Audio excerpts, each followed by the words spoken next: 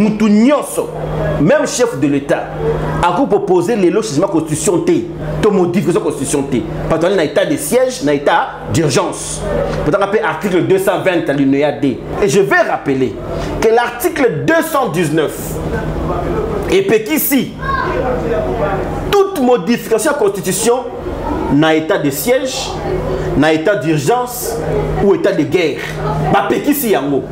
Je ne comprends pas comment Noël Tiani Nandeko Tingi Pouloulou Néotingi Ali député Mukeli Mibeko ou Apodira Mibeko dans la constitution. Attends, il y a 219 loi sur la nationalité, loi sur la un peu congolais, loi sur le droit de tous les citoyens ne peut pas être votée par 500 députés. Non, ce sont des lois qui sont liées normalement au référendum. À la volonté de tous les Congolais, à l'âge de voter bien sûr. Et donc nous pensons déjà que dès le départ, d'abord Nabango ane ko simba nangoti et ko leka nangosika donc bande ko nanga ba Congolais. Loi est la malam pour l'instant de père et de mère comme vous le yango. C'est une loi pour moi ça ne touche absolument à rien. Mais en tant que militaire droit civique, ba Congolais au ba reconnu par la Constitution, par la loi de 2004. Que aux alliés congolais d'origine, au botami, soit na papa, soit na maman, soit bango mi balé, bali ba congolais, aux alliés congolais d'origine. Baba qu'est-ce que c'est moi na moko boya botami, beaucoup moi na moko ya mke na Congo. Boloki parent na ye amaya, na parenté, ada d'office congolais d'origine. Donc, moi ndenge wana a d'origine té, olongo longo la idée aux président public donc le fait de créer débat dans la société, je vous conseille de demander pardon et de retirer votre loi pour essayer un peu de réfléchir autrement parce qu'aujourd'hui les pays est stagné dans débat autour des Congolais de PRD. Déjà ma message de bango wana et ko tika habitué à battre. Nous na université il y a demi Dakar l'université na ba wenze demi Dakar et on crée déjà message moko ya discrimination. Pourquoi l'opportunité? Parce que les moko très fragile. Il faut rappeler aux Congolais que mboka na biso ezali mboka oyo ezali constitué na ba tribu. Tous allez encore liés sociologiquement. Même la partie politique nyoso ezali liés sociologiquement na ba tribu. Maintenant, ceux qui leader à tribu Oyo, ali discriminer par tribu Moussousou, écosystème guerre, écosystème Bopanzania ba Congolais. De toute loi qui vient pour discriminer Batou Moussousou, ezali interdite. Bienvenue à votre cher internaute, il y a Info Plus. Merci à abonné fidèle Nabiso. Gabino Mustafa Malem Bene na Sarabino Kebo Mesana Nangai Bayanga Bazala Kawana scotché cimenté pona kolanda mayenyo soyo bisoba oyo to mesana ko difficile bango na ko banda bote sans que na remercier ba oyo bazala kawana pona ko soutenir musalo biso to ko sala ya liboso na sima caméra ndeko Eli Sampo mon cordon mon 2G mon papa Lukman Mudingumba mon vieux Babi Mboli agence Padem au Versi. Un grand merci Nayo, Rachid Nyongo un grand merci Nayo. Tokobeta Masolo, il y a politique par rapport, il y a actualité de l'ère. Mboke Ningani, Loatiani, Lelo vraiment, Zobenda vraiment, qui moi problème est belé na Mboka, Toko solo la yango, Nanani, Toko solo la Nande Komoko. C'est pour une première fois, bon, mon aïe n'a Info Plus. N'a rappelé que c'est un ami, et c'est un ami de longue date, mais lelo ya poninzela oyo mususu biso peto poninzela oyo mususu ndeko Sami Wechi oyo na koyamba lelo comme invité nanga na koleka na kopesa ye mbote ndeko Sami Wechi. Mbote ndeko nanga, merci beaucoup à associer biso na réflexion. Merci beaucoup na l'initiative Nabino. Merci. Ya ko permettre biso to communiquer, to pesa moi mécanisme na biso. Lutali bato oyo to lobaka ba esprit faible et le belaka ba individu. Ba esprit moyen et le belaka ba événement. Ba esprit élite et le belaka mécanisme, ba pensée, les idées. Donc on a ça là effort, on a principe na biso moment patriotique, tout le bela ba individu tout le bela ba événement mais tout beta plus ma solo ya ba UD et que permettre mboko na biso etombwama. Ça fait 61 ans maintenant au toali ko titibé. Toali le roi bébé. Alors que 61 ans, ils ont âge déjà, il y a maturité, ils ont âge déjà, il y a vieillesse. Dans la fonction publique, déjà, il y a vers retraite. Non, il y a Moussala. Mais RDC, qui est vers retraite, il y a âge à battre. Mais donc, il y a chaque jour. Il y a un moment patriotique que tout ça est fort, tout élevé débat, tout le plus mécanisme pour que tout le monde toujours un individu, toujours un événement. Événement, les Kakanango. Individu, mais mécanisme est libéré pour que maintenant la génération qui a futur et qui utiliser pour qu'il va changer système n'a pas fonctionnement mais aussi pour n'a pas la parmi beaucoup à développer parce que c'est anormal. Quel paradoxe qu'on retrouve un pays potentiellement riche à toutes les richesses du monde. Nous avons tindé la RDC. Mais toi, parmi les pays les plus pauvres aussi au monde. Nous avons une malédiction TT. Il y a l'une des inconscience, c'est un politique. Inconscience n'a pas Congolais. Donc comprendre que il faut à tout prix tout sang pour la mécanisme que pour la individu pour la événement. Donc merci beaucoup de comprendre que moi patriotique na manière à réfléchir, na manière à construire makambu parce que ça a été le patriotisme est la seule solution et qu'on anime les Congolais pour que makambu change dans le biso. Pour que makambu change dans le biso, ba kolando pour une première fois na Info Plus, Sami Wechi azanani. Sami Wechi azali Congolais. Sami Wechi abotami na Congo, atangi na Congo. Sami Wechi ali mwana musala ya ba Congolais, mwana musala ya Congo.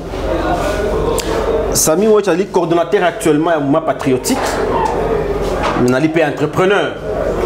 Batumi mi abe nga les patriotes Sami Wechi, militant des droits civiques. Parce que kanisa a été ba droit il y a des citoyens sur le Congo et qu'on prime pour que le Congo ait la plus de valeur. Lorsque on paye Congolais valeur, on paye Mboka na valeur. Ce n'est pas normal que Olinga Congo linga Congolais. C'est pas normal auto sa Congo auto Congolais. Il y a un sens mon côté. Il faut protéger effectivement, qu'on défendre ba droit civique et ba Congolais nyoso. Na mukuse o etali émission na bisto le bela mingi côté wana parce que makambo ebet c'est la plus mo etombo mais allez mo ebele sur le plan économique, sur le plan associatif, sur le plan politique et sur le plan religieux même. Tout cela beaucoup est développé autrement. Mais pour le moment cadre émission tout la mingi Sami Wechi comme patriote, Sami Wechi comme militant des droits civiques. Sami Wechi comme patriote, Sami Wechi comme militant des droits civiques, Sami Wechi mboka ebouge moi muke loi tiani lelo yo par rapport ya ba analyse na yo eza loi wana ya congolité eza te que eza pona ba emisusu ko écarter bato mususu na course à 2023 te par rapport na yo ba idée na ko za la ndenge nini abusivement. Donc beaucoup bien la loi sur la congolité mais en réalité ils ont loi sur la congolité ils ont une loi portant modification d'une autre loi qui existe, la loi 2014 004 à 2004, loi portant sur la nationalité congolaise. Bandeko ndeko Noel Tiani nandeko Tingi Pululu Loetani Akanisi apesi makanisi na ye comme ali député à faire porter yango ndeko Pululu pas que ndeko déposer yango mais ya pasi exact muto porter loi wana apparemment on a maîtrisé ba méandre nango mala o mingité ba mi bengi batu ya mayele ebele ami bengi ba docteur ba ingénieur c'est bien bon mais ami ici moko lobaka qui dit je sais n'a pas tort mais celui qui a tort c'est lui qui dit je sais alors qu'il ne sait rien. Je ne dis pas que le côté non bayebi mais il n'y a pas ces actes qui bazo ko bossa na biloko ya mikie nalandi ba émission ebeba to lobeli yango pe moi mingi surtout lobeli yango moi mingi mais na ko simba eloko moko to biloko ko tia ko pela ka mingi te au Au-delà de sa loi est correspond, loi na bango, ils allaient protéger, sécuriser fonction président de la République. Ma fonction, fonction régalienne, c'est très bien. Mais est-ce que Batangi préambule la constitution d'Abisso, n'est-ce lobby? Est-ce qu'il va se rappeler ou a constitution outil? Parce que pour proposer loi na mboka, il faut mesurer deux choses. Auto-bengango d'abord, intérêt à loi wana, c'est ça bien, quel avantage à la loi, mais aussi l'opportunité. Loi est pour qui toko ya ndengenini. Mais ce qui opportunité peut s'améliter pour que vous proposez yango, bomba yango. Pourquoi l'opportunité? Parce que mboka très fragile. Il faut rappeler aux Congolais que mboka na biso ezali mboka oyo ezali constitué na ba tribu. Tous allez encore liés sociologiquement. Même la partie politique nyoso ezali lié sociologiquement na ba tribu. Maintenant, ceux qui leader à tribu oyo ali discriminer par tribu mususu écosystème guerre, écosystème bopanzania ba Congolais.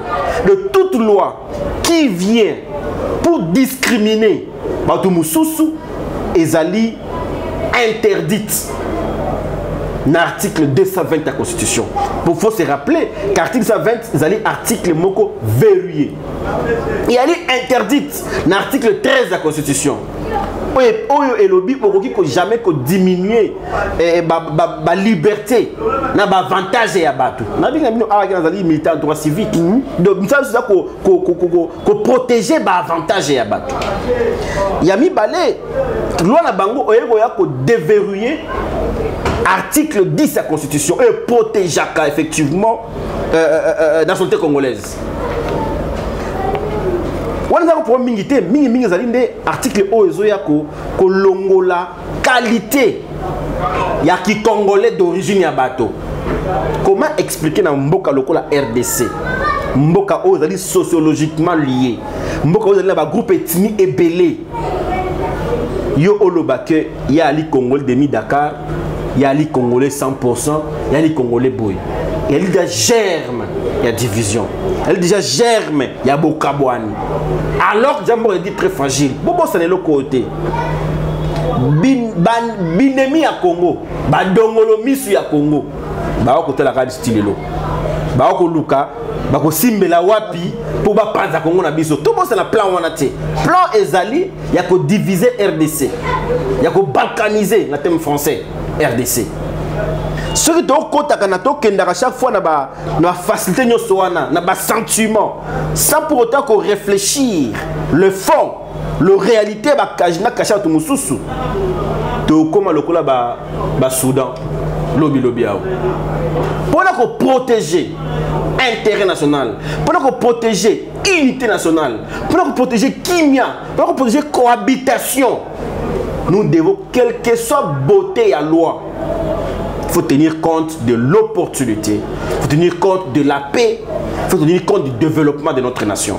Donc, Sami Oueti Azali contre procédure Rwanda parce que ce n'est pas une loi opportune aujourd'hui, vu tout ce que nous développons.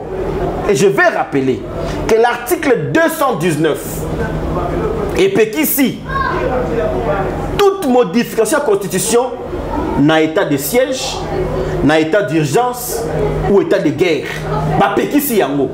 Je ne comprends pas comment Noël Tiani, Nandeko Tingi Pouloulou, Néotingi Ali député, Mukeli Mibeko, ou à Poudzara Mibeko dans la Constitution. Attends, il y a 219 T. Ou le lobby, dans la période d'état de siège, état d'urgence, l'état de guerre, change la Constitution T. Bien voté. Mais vous posez loi n'engue donc vous violer la constitution. Toi li bis na Congo lelo, toi li na état de siège, toi li état d'urgence, le deux à la fois. État d'urgence sanitaire, état de siège sécuritaire. Dans la période où aucune loi portant modifier la constitution et qu'on a proposé ni discuter.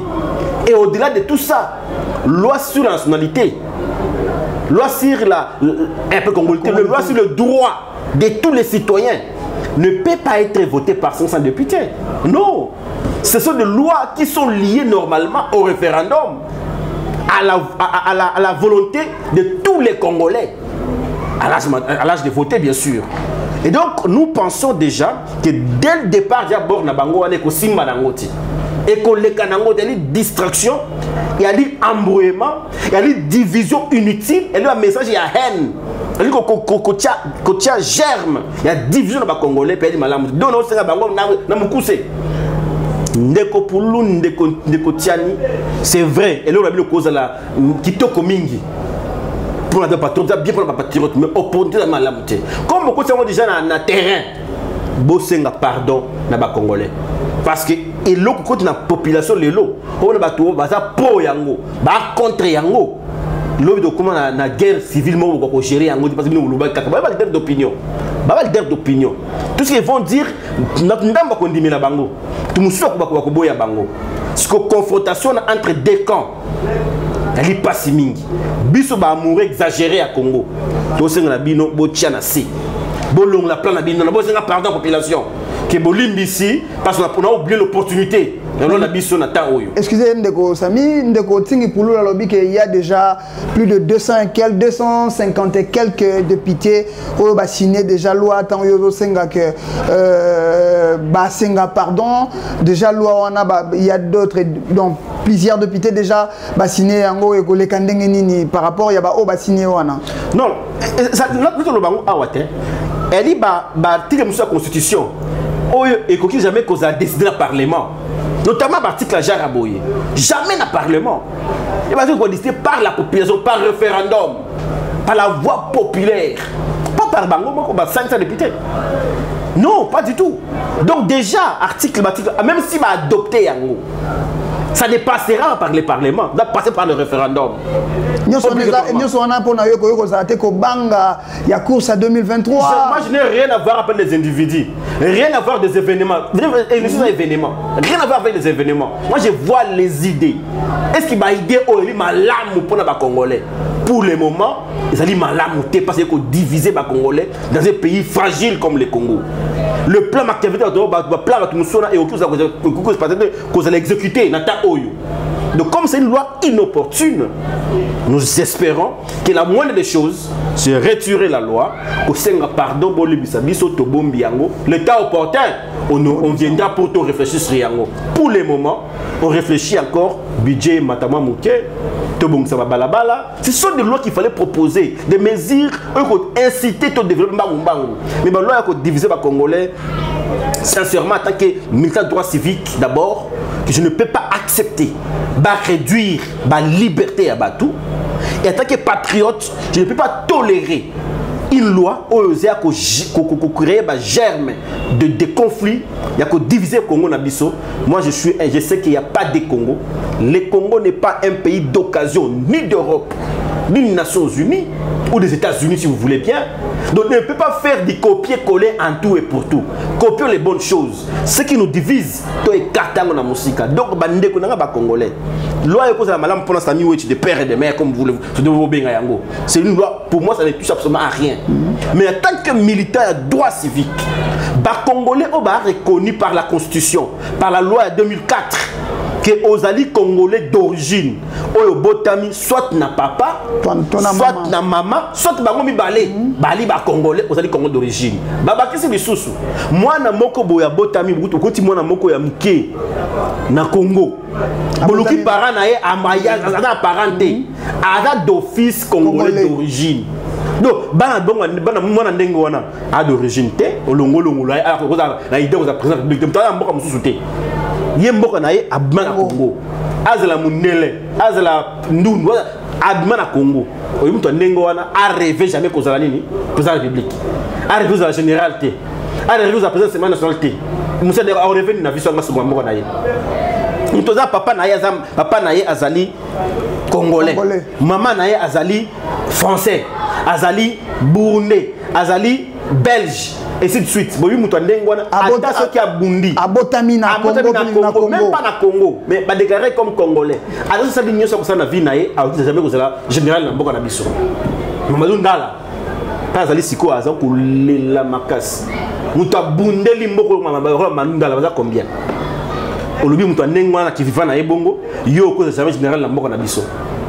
Ah, donc, ce loi on est qui aujourd'hui, c'est-à-dire tous les généraux de pères congolais, des mères étrangères, des mères congolaises, des pères étrangers, mais qui sont congolais? Tous ces général. Voilà les conséquences. On mesurer conséquences. Il y a l'on a bangoté. Il y a la conscience. Il y a des conséquences. Il y a proposition na bango.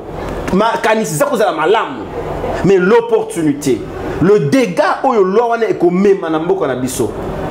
Ba division où loi est créée na mboka. Yango toko boya. Tu na bango loi na bino bobumba yango.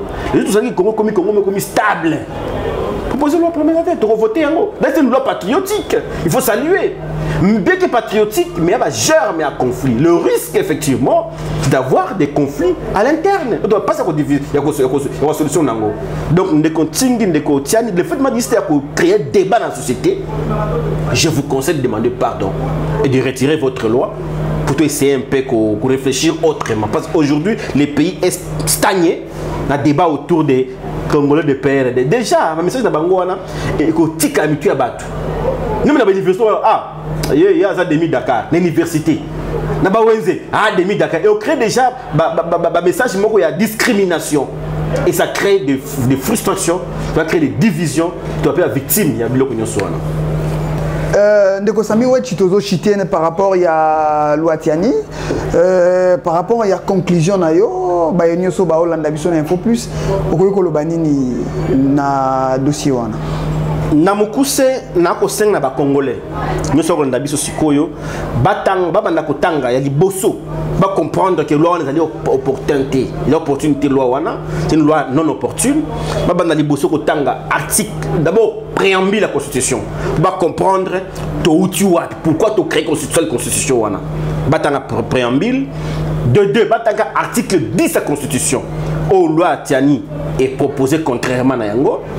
Batanga article 13 de la constitution pour protéger les Congolais, pour discriminer les Congolais mon côté d'origine. Batanga article 219 Pekisi Moutounyoso, même chef de l'État, a proposé les lois de la constitution T, to modifier la constitution T. Parce qu'on a un état de siège, un état d'urgence. Peut-être article 220 à l'UNEA D.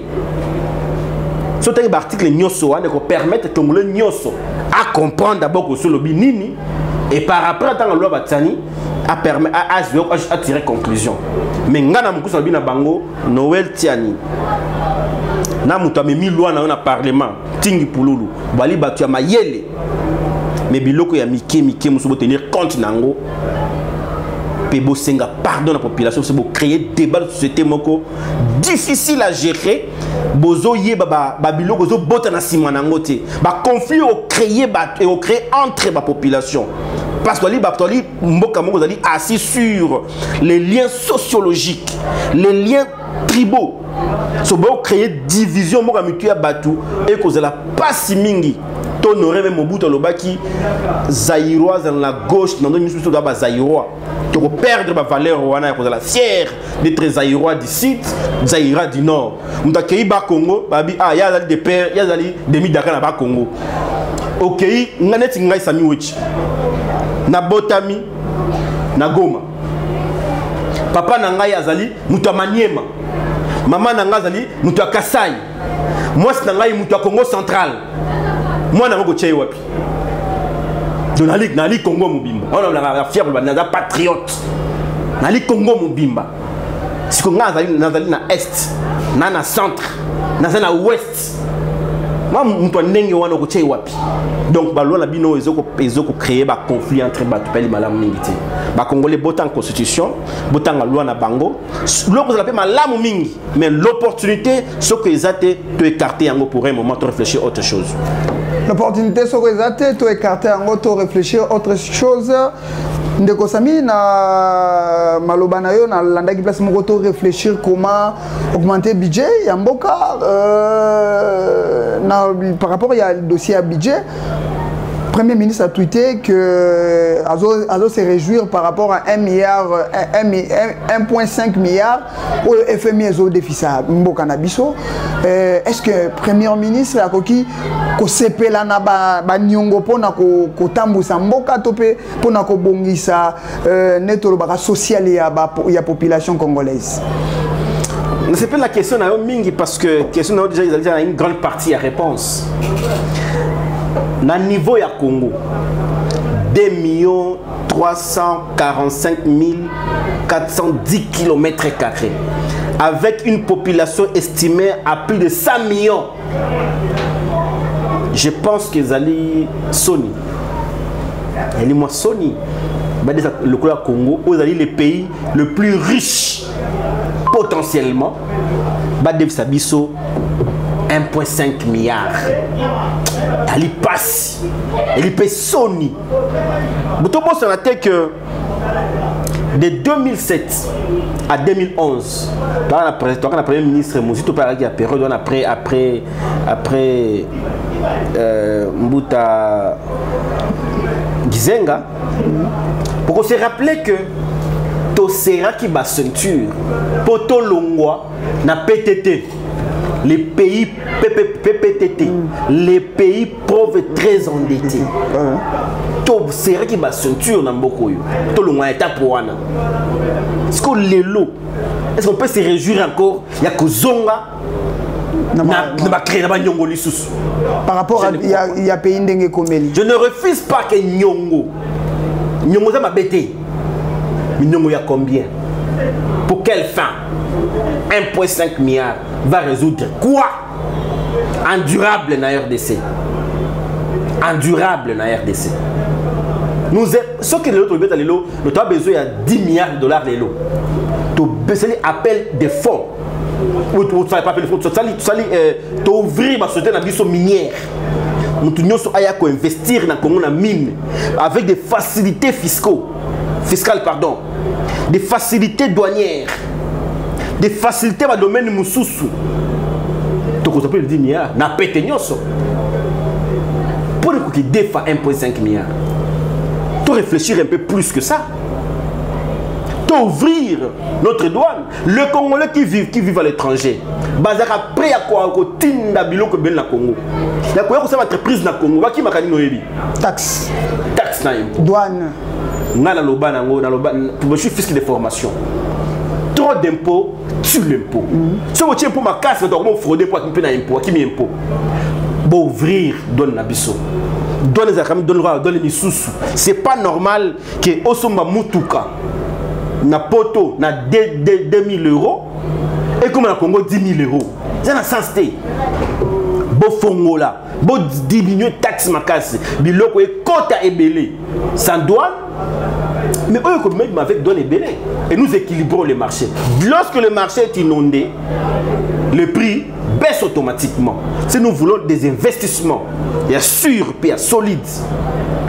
Réfléchissons comment changer notre politique fiscale. Et nous allons, ne faisons pas politique fiscale comme les Français, pays où ils vivent dans la fiscalité, le roi Belgique. Non. Biso le pays toko vivre dans minerai na biso, vivre dans sol na biso. Donc il faut faire tout simplement diminuer les droits d'entrée. On va facilement développer les pays. Congo n'est tonga Belgique. Dans la Belgique la taxe na importé, na minerai na biso, na coton, les sols et sous-sols, n'est tonga Belgique. C'est après Belgique, mais n'a pas vivre bien. À moi, ça va la ligne taxe na impôt. Comment vous voulez construire un pays avec les impôts? Non, je ne crois pas. Construire un pays, c'est effectivement permettre production locale. Et qu'encourager en gros, c'est faciliter la fiscalité pour ces pays. Et vous allez voir que les choses vont partir de pair. Lorsque vous avez que nous avons tué 1000 dollars dans Bilanga, dans 2-3 ans, nous avons 20 10 000 dollars. Avec subvention à l'État. Et qui va essayer de venir investir? Personne.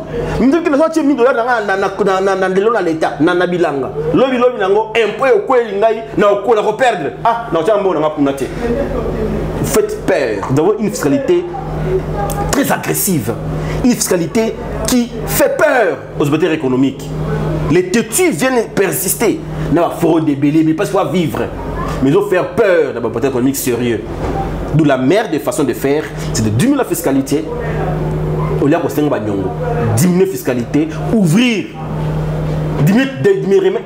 diminuer aussi ta casserie fiscale, parce qu'il y a ma casse.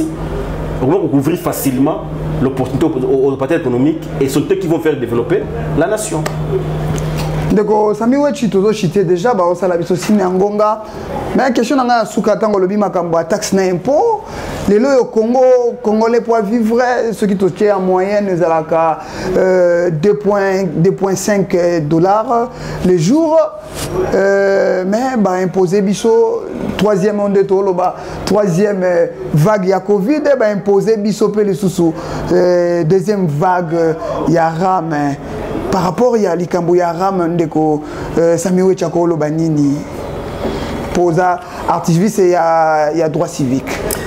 D'abord, en premier, il faut y avoir que. Et comme ça, moi, passe. Mokonzi Mboka, à lobby, boss topé le Kouana, et qu'on dérange les Congolais. À lobby, yango, bah sepeli, mais la maison continue.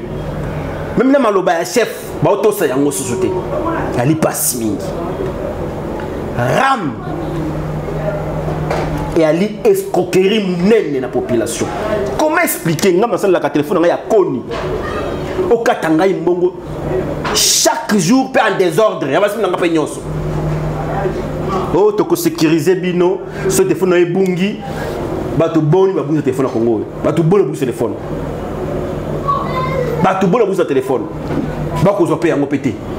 Oh, tu localiser en combien de téléphones qui sont perdus non localisés? Moi, je voudrais aujourd'hui que le ministre a pété un petit à l'Obanangaï qui te venu à Bungi Lelo, il n'y a pas d'Angaï, tu as besoin yango. Si tu écoutes le Kwandengue, je paierai RAM, il va les rajouter. Mais ce qui ramène comme une charge supplémentaire, ça va les rajouter. Sa contrepartie, aux yeux de tirer sur l'ambulance. Nous avons fait un Nanzala, ou est-ce qu'on a achevé, qu'on a achevé, au lieu de réanimer, on a achevé Moutouana. Tout ça, on a causé un moka. Boyoki la population mawa. Ramouana, on a un téléphone à 2 SIM. Navo d'accord ma Zodiayo, RTL Zodiayo, Tigo et pas Zodiayo, Orange Zodiayo, Frissel Zodiayo. Non, c'est vraiment. On a un téléphone à 3 SIM, donc si nous sommes liés à Kayo Kaka. On somba crédit ndengeni Moutouana. On réclame pas à Nani. Mokozamboka lobaki botia pause ne lokoana. Pour les autres continuer. Tout le bas Mokozamboka pour pouvoir se sauter. Moi je mets en place publique des blocs balewana. Bâtir ram en place, batba leli. Mokozamboka lobi boss stopper yango. Mais ils ont continué. On va croire à qui? Qui est plus fort que l'autre? Ministre a pété un tic? Oui, Mokozamboka. Ça dérange. Nous avons parlé, mais le ministre a pété un tic pour s'expliquer. Si les lots suite, ils ont été. On se pose la question, mais non, nous sommes dans quel pays? Il y a des députés qui ont la loi pour diviser Batou. Oui, bien, vous la paix en Gonat. Vous la paix en Makassi. Au peuple, la Makassa, des Limakassi Ram. Bolobeli en Gote, Simbi en Gote, l'équipe Nengoana. Mais nous pensons qu'on doit respecter les Congolais. Ce n'est pas parce que nous doit concilier l'eau, mais il faut que pour ça nous soyons au lingi, pas au lingi, ça au salaire au lingi. C'est ça sonne. Je pense que le Congo a biso toko kozanga wapi toko simba likambo. Ba député ba décevoir biso. Tu ne l'as pas à Nani. Mais quand on a lobby, bateau si est pété. Il y a l'issoni. Ramona, tu as une escroquerie simple. Bah, on peut expliquer que madame Penamingité. Bah, il y a un bon. C'est là où il y a une tina nangote. Je crois que Nabolingo ya Congo. Tout ça congolais. Nabolingo ya Congo, tout ça congolais. Ndeko Sami Wechi, tout ça chité déjà. Dernièrement, par rapport à l'émission d'Abisho à Lilo, nous sommes patriotes partout dans le monde entier, retenir Nini par rapport à l'émission Nabiso Alelo. Merci beaucoup d'abord na chaîne Nayo na Info Plus. Info Plus. Koya kota sur moi bureau Nabiso ya mawa o to ko réfléchir pour le Congo. Merci. Merci beaucoup. Merci Nayo. Yami Balé na ko le Congolais que on n'a pas deux Congo, on n'a qu'un seul Congo. Le Congo n'est pas un pays d'occasion ni d'Europe ni des Nations Unies. C'est un pays indépendant légué par nos aïeux. Les Lumumba sont morts pour ça. Les Kabila ont perdu leur vie pour ça. Nous devons chérir ce pays. Nous devons l'aimer. Et le principe aujourd'hui, c'est chercher à se réapproprier le Congo. To luka to zonge la Congo na biso to lingela kayango. To protéger yango. Parce que ba dongolo misu ba ali ebele ba kotala la biso pas de nous to za distrait ba kote la biso ba kabo la biso mais ba koza la place de ceux qui to ali éveillés. Nous voulons trouver une génération lélo capable, une génération, une jeunesse patriotique, une jeunesse citoyenne, une jeunesse avertie, une jeunesse capable de prendre en main la destinée de ce pays. Ensemble, nous serons plus forts. Ce qui nous unit est plus fort que ce qui nous divise. Les questions sociales qui cherchent à dire les Congolais, nous devons bannir, nous devons dire non. Donnons la chance au Congo de développer avec notre génération. 61 ans après, nous sommes encore dans les rêves. Nous rêvons un Congo sans privilégiés, un Congo d'égalité des chances. Pourquoi encore chercher à diminuer ou à rétrécir les chances des autres?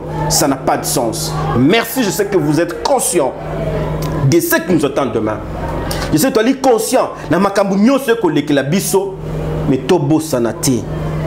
Qui diable à Congo, à côté là-bas congolais, pour voir pas biso, tout aimer la bango, c'est là que Congo tout ensemble, avec beaucoup d'amour entre nous, avec unité, avec solidarité.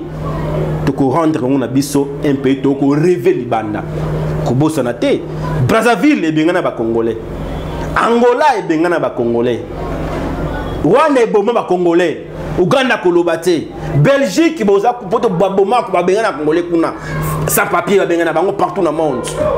Surtout bongis Congo oyote to kende wapi de toi l'intérêt, toi l'obligation de reconstruire Congo ensemble, de protéger Congo ensemble. Voilà mon dernier mot. Wane zalaki ndeko Samiwechi to linga Congo, so linga na ko bakisa po yangonde izapo na biso. Je suis fier d'être congolais. On a le bara vraiment et ça ne m'engage que moi. Kengana ko changer nationalité te bato bayebi bazala nanga bayebi vraiment c'est un réel plaisir ya ko sale mission lelo na ndeko nanga on a bi c'est un ami de longue date ndeko Samiwechi vraiment bo s'abonner massivement na Info Plus to mona to kutani na numéro mususu sima ya caméra ndeko Eli Sampu bye.